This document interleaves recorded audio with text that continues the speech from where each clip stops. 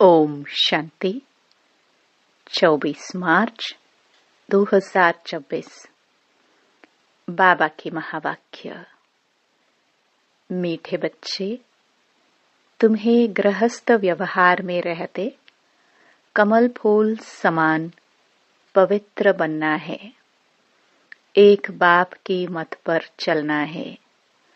कोई भी डिसर्विस नहीं करनी है।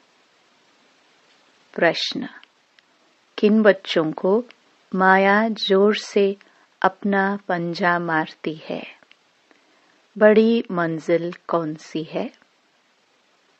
उत्तर: जो बच्चे देह अभिमान में रहते हैं उन्हें माया जोर से पंजा मार देती है, फिर नाम रूप में फंस पड़ते हैं। देह अभिमान आया और थप्पड़ लगा, इससे पद भ्रष्ट हो जाता है। देह अभिमान तोड़ना यही बड़ी मंजिल है। बाबा कहते, बच्चे देही अभिमानी बनो। जैसे बाप ओबीडियंट सर्वेंट है, कितना निरहंकारी है, ऐसे निरहंकारी बनो। कोई भी अहंकार ना हो। गीत: न वह हमसे जुदा होंगे। ओम शांति। बच्चों ने गीत सुना। बच्चे कहते हैं, हम बाबा के थे और बाबा हमारा था जब मूल वतन में थे। तुम बच्चों को ज्ञान तो अच्छी रीति मिला है। तुम जानते हो हमने चक्कर लगाया है, अब फिर हम उनके बने हैं। वह आया है राजयोग सिखाकर स्वर्ग का मालिक बनाने। कल्प पहले मुआफिक फिर आया है। अब बाप कहते हैं, हे बच्चे, तो बच्चे होकर यहाँ मधुबन में नहीं बैठ जाना है। तुम अपने गृहस्थ व्यवहार में रहते कमल फूल समान पवित्र रहो। कमल का फूल पानी में रहता है, परंतु पानी से ऊपर रहता है। उन पर पानी लगता नहीं है। बाप कहते हैं, तुमको रहना घर में ही है, सिर्फ पवित्र बनना है। यह तुम्हारा बहुत जन्मों के अंत का जन्म है। जो भी मनुष्य मात्र हैं, उन सबको पावन बनाने मैं आया हूँ। पतित पावन सर्व का सद्गति दाता एक ही है। उनके सिवाय पावन कोई बना नहीं सकता।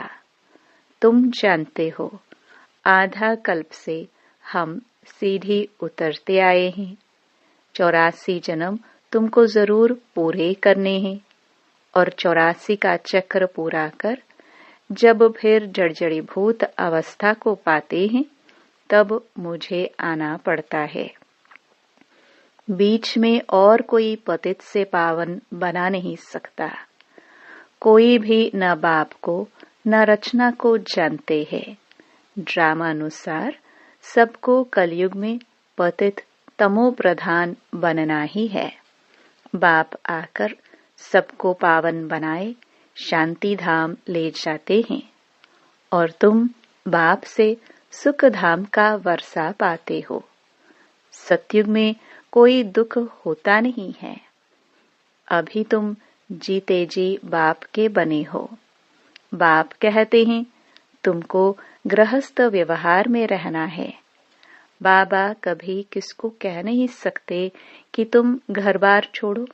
नहीं, गृहस्थ व्यवहार में रहते सिर्फ अंतिम जन्म पवित्र बनना है। बाबा ने कभी कहा है क्या कि तुम घर बार छोड़ो? नहीं, तुमने ईश्वरीय सेवार्थ आपे ही छोड़ा है। कई बच्चे हैं घर गृहस्थ में रहते भी ईश्वरीय सर्विस करते हैं। छुड़ाया नहीं जाता है। बाबा किसको भी छुड़ाते नहीं है। तुम तो आपे ही सर्विस पर निकले हो। बाबा ने किसको छुड़ाया नहीं है। तुम्हारे लौकिक बाप शादी के लिए कहते हैं। तुम नहीं करते हो, क्योंकि तुम जानते हो कि अब मृत्यु लोक का अंत है। शादी बर्बादी ही होगी। फिर हम पावन कैसे बनेंगे? हम क्यों न भारत को स्वर्ग बनाने की सेवा में लग जाए।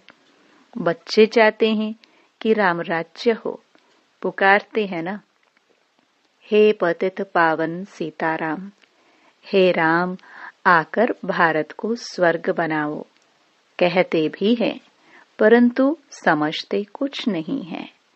सन्यासी लोग कहते हैं, इस समय का सुख काग विष्टा के समान है। बरोबर है भी ऐसे। यहाँ सुख तो है ही नहीं। कहते रहते हैं, परंतु किसकी बुद्धि में नहीं है। बाप कोई दुख के लिए यह सृष्टि थोड़ी रचते हैं। बाप कहते हैं, क्या तुम भूल गए हो? स्वर्ग में दुख का नाम निशान नहीं रहता है। वहां कंस आदि कहाँ से आए? अब बेहद का बाप जो सुनाते हैं, उनकी मत पर चलना है। अपनी मनमत पर चलने से बर्बादी कर देते हैं। आश्चर्यवत सुनंती, कथंती, भागंती या ट्रेटर बनंती। कितनी जाकर डिसर्विस करते हैं। उनका फिर क्या होगा? हीरे जैसा जीवन बनाने बदले कौड़ी मिसल बना देते हैं। पिछाड़ी में तुमको सब अपना साक्षात्कार होगा। ऐसी चलन के कारण यह पद पाया। यहाँ तो तुमको कोई भी पाप नहीं करना है, क्योंकि तुम पुण्य आत्मा बनते हो। पाप का फिर 100 गुना दंड हो जाएगा। भल स्वर्ग में तो आएंगे, परंतु बिल्कुल ही कम पद। यहाँ तुम राजयोग सीखने आए हो, फिर प्रजा बन जाते हैं। मर्तबे में तो बहुत फर्क है ना। यह भी समझाया है। यज्ञ में कुछ देते हैं, फिर वापस ले जाते हैं, तो चंडाल का जन्म मिलता है। कई बच्चे फिर चलन भी ऐसी चलते हैं, जो पद कम हो जाता है। बाबा समझाते हैं, ऐसे कर्म नहीं करो जो राजा रानी के बदले प्रजा में भी कम पद मिले। यज्ञ में स्वाहा होकर भागंती होते तो क्या जाकर बनेंगे? यह भी बाप समझाते हैं, बच्चे कोई भी विकर्म नहीं करो, नहीं तो 100 गुना सजाएं मिलेंगी। फिर क्यों नुकसान करना चाहिए? यहाँ रहने वालों से भी जो घर गृहस्थ में रहते हैं, सर्विस में रहते हैं, वे बहुत ऊंच पद पाते हैं। ऐसे बहुत गरीब हैं, 8 आना व रुपया भेज देते हैं, और जो भल यहाँ 1000 भी देवे तो भी गरीब का ऊंच पद हो जाता है, क्योंकि वह कोई पाप कर्म नहीं करते हैं। पाप करने से 100 गुना बन जाएगा। तुमको पुण्यात्मा बन सबको सुख देना है। दुख दिया तो फिर ट्रिब्यूनल बैठती है। साक्षात्कार होता है कि तुमने यह किया, अब खाओ सजा। पद भी भ्रष्ट हो जाएगा। सुनते भी रहते हैं, फिर भी कई बच्चे उल्टी चलन चलते रहते हैं। बाप कहते हैं, हमेशा क्षीर खंड होकर रहो। अगर लून पानी होकर रहते हैं तो बहुत डिसर्विस करते हैं। कोई के नाम रूप में फंस पड़ते हैं तो यह भी बहुत पाप हो जाता है।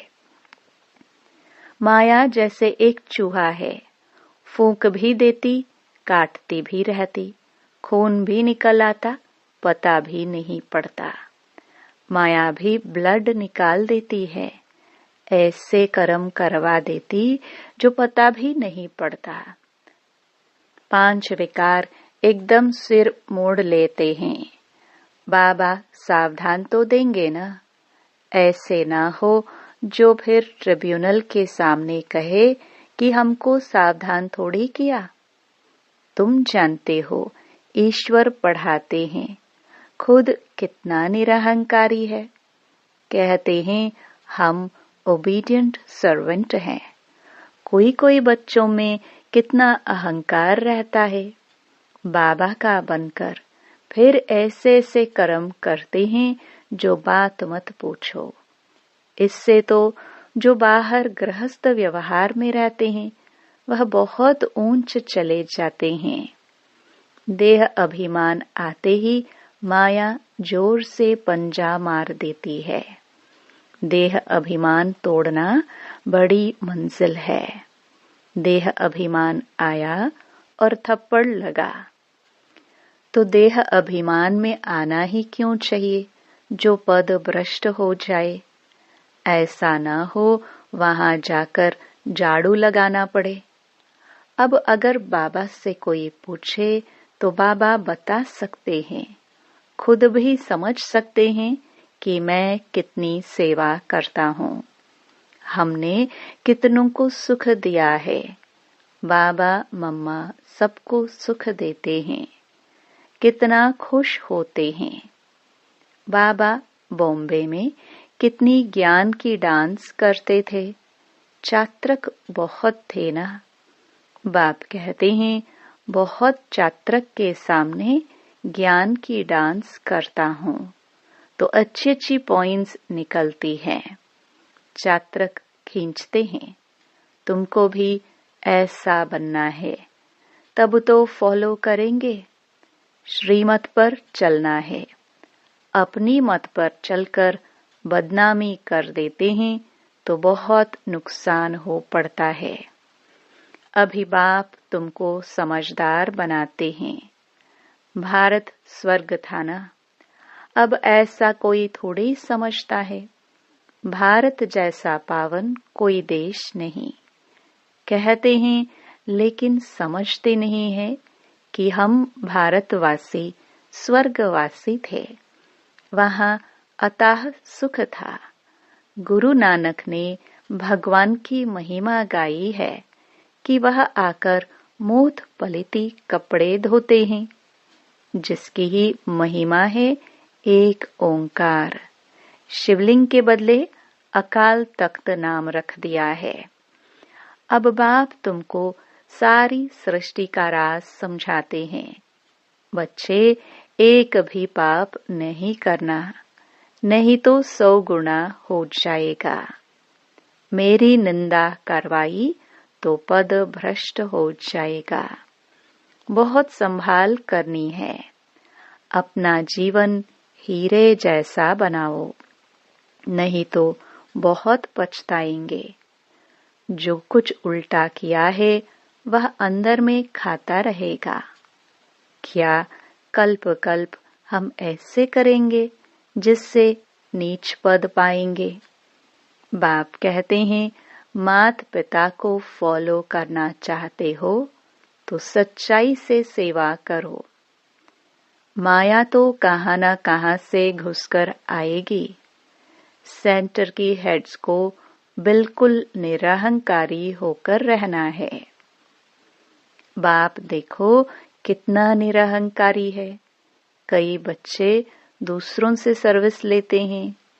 बाप कितना निरहंकारी है। कभी किसी पर गुस्सा नहीं करते। बच्चे अगर नाफरमान बरदार हो तो बाप उनको समझा तो सकते हैं। तुम क्या करते हो बेहद का बाप ही जानते हैं। सब बच्चे एक समान सपूत नहीं होते, कपूत भी होते हैं। बाबा समझानी देते हैं। ढेर बच्चे हैं। यह तो वृद्धि को पाते हजारों की अंदाज में हो जाएंगे। तो बाप बच्चों को सावधानी भी देते हैं, कोई गफलत नहीं करो। यहाँ पतित से पावन बनने आए हो तो कोई भी पतित काम नहीं करो। न नाम रूप में फंसना है, न देह अभिमान में आना है। देही अभिमानी हो बाप को याद करते रहो। श्रीमत पर चलते रहो। माया बड़ी प्रबल है। बाबा सब कुछ समझा देते हैं। अच्छा, मीठे मीठे सिखिलते बच्चों प्रति माता पिता बाप दादा का याद प्यार और गुड मॉर्निंग। रूहानी बाप की रूहानी बच्चों को नमस्ते। धारणा के लिए मुख्य सार। पहला, बाप समान निरहंकारी बनना है। किसी से सेवा नहीं लेनी है। किसी को दुख नहीं देना है। ऐसा कोई पाप कर्म न हो जिसकी सजा खानी पड़े। आपस में क्षेरखंड होकर रहना है। दूसरा, एक बाप की श्रीमत पर चलना है, अपनी मत पर नहीं। वरदान। सेकंड में देह रूपी चोले से न्यारा बन कर्म भोग पर विजय प्राप्त करने वाले सर्व शक्ति संपन्न भव। जब कर्म भोग का जोर होता है, कर्मेंद्रिया कर्म भोग के वश अपनी तरफ आकर्षित करती है।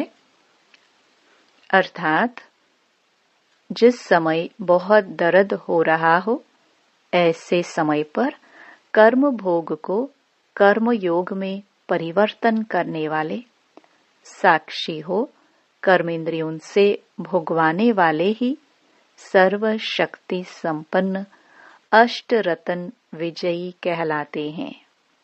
इसके लिए बहुत समय का देह रूपी चोले से न्यारा बनने का अभ्यास हो।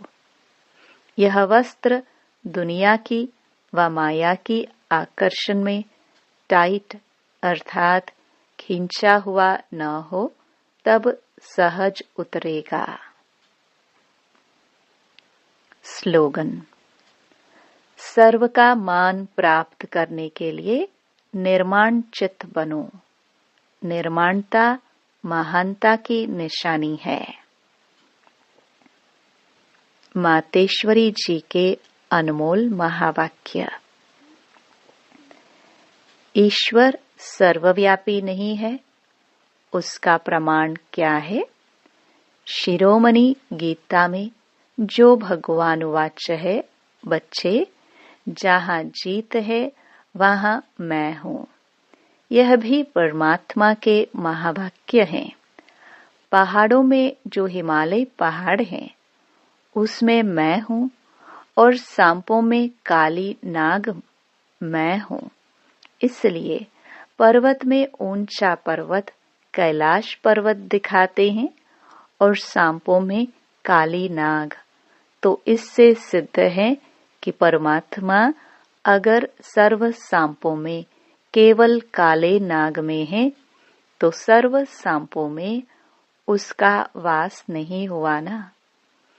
अगर परमात्मा ऊंचे ते ऊंचे पहाड़ में है, गोया नीचे पहाड़ों में नहीं है, और फिर कहते हैं जहाँ जीत वहाँ मेरा जन्म, गोया हार में नहीं हूँ। अब यह बातें सिद्ध करती है कि परमात्मा सर्वव्यापी नहीं है। एक तरफ ऐसे भी कहते हैं और दूसरे तरफ ऐसे भी कहते हैं कि परमात्मा अनेक रूप में आते हैं। जैसे परमात्मा को 24 अवतारों में दिखाया है। कहते हैं कच्छ मच्छ आदि सब रूप परमात्मा के हैं। अब यह है उन्हों का मिथ्या ज्ञान। ऐसे ही परमात्मा को सर्वत्र समझ बैठे हैं, जबकि इस समय कलयुग में सर्वत्र माया ही व्यापक है। तो फिर परमात्मा व्यापक कैसे ठहरा? गीता में भी कहते हैं कि मैं फिर माया के व्यापक नहीं हूँ। इससे सिद्ध है कि परमात्मा सर्वत्र नहीं है। दूसरा, निराकारी दुनिया आत्मा और परमात्मा के रहने का स्थान। अब यह तो हम जानते हैं कि जब हम निराकारी दुनिया कहते हैं तो निराकार का अर्थ यह नहीं कि उनका कोई आकार नहीं है। जैसे हम निराकारी दुनिया कहते हैं तो इसका मतलब है जरूर कोई दुनिया है, परंतु उसका स्थूल सृष्टि मुआफिक आकार नहीं है। ऐसे परमात्मा निराकार है, लेकिन उनका अपना सूक्ष्म रूप अवश्य है। तो हम आत्मा और परमात्मा का धाम निराकारी दुनिया है। तो जब हम दुनिया अक्षर कहते हैं तो इससे सिद्ध है वो दुनिया है और वहां रहते हैं, तभी तो दुनिया नाम पड़ा।